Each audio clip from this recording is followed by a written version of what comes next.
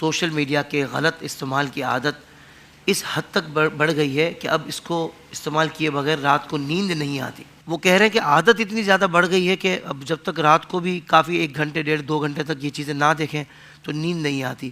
حضور اس بارے میں کوئی اس سے نجات کے لیے، اس سے بچنے کے لیے وظیفہ ارشاد فرما دیں. کئی نوجوان جن پر اللہ کا خاص فضل ہوتا ہے یہ کہتے ہوئے نظر آتے ہیں کہ یار ہماری عادت پڑ گئی ہے جب تک 1-1.5 گھنٹہ 2 گھنٹے ہم سوشل میڈیا پہ دیکھ نہ لیں.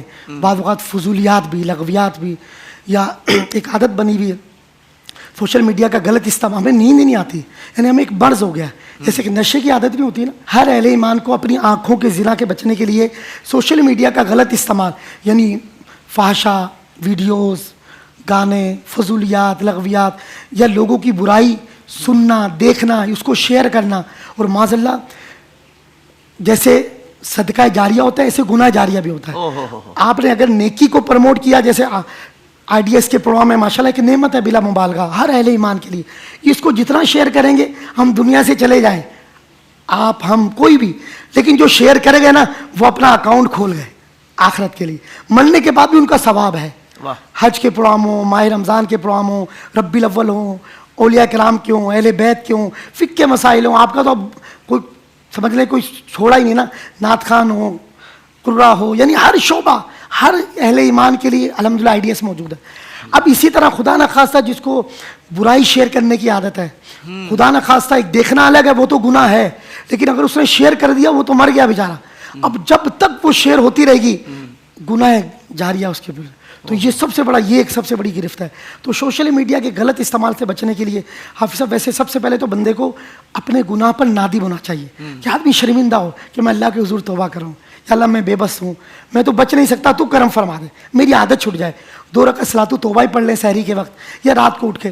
اور اس کے لیے ایک بہترین وظیفہ ہے حافظ صاحب، آدمی یہ پڑھتا ہے سمجھ لیں کہ اللہ کی رحمت کے سائے میں آ جاتا ہے، اللہ کی چھتری میں آتا ہے، اس کے دامن رحمت میں آ جاتا ہے. ایسا بہترین وظیفہ ہے اور آسان بھی ہے، ہر اہل ایمان پڑھ سکتا ہے. اس کو تعوذ کہا جاتا ہے عربی میں، اور ہمارے یہاں اس کو اعوذ باللہ کہہ دیتے ہیں. گزارش ہے اس کو آپ اعوذ باللہ من الشیطان الرجیم مخارج کے ساتھ درست ہو، حمزہ اور عین میں فرق ہو. اعوذ باللہ من الشیطان الرجیم 66 مرتبہ پڑھنا ہے. اچھا 66 مرتبہ پڑھ کے بزرگ فرماتے ہیں کہ اپنے اوپر دم کر لیں اور انگلی پر دم کر کے ناف پہ بھی لگا لیں.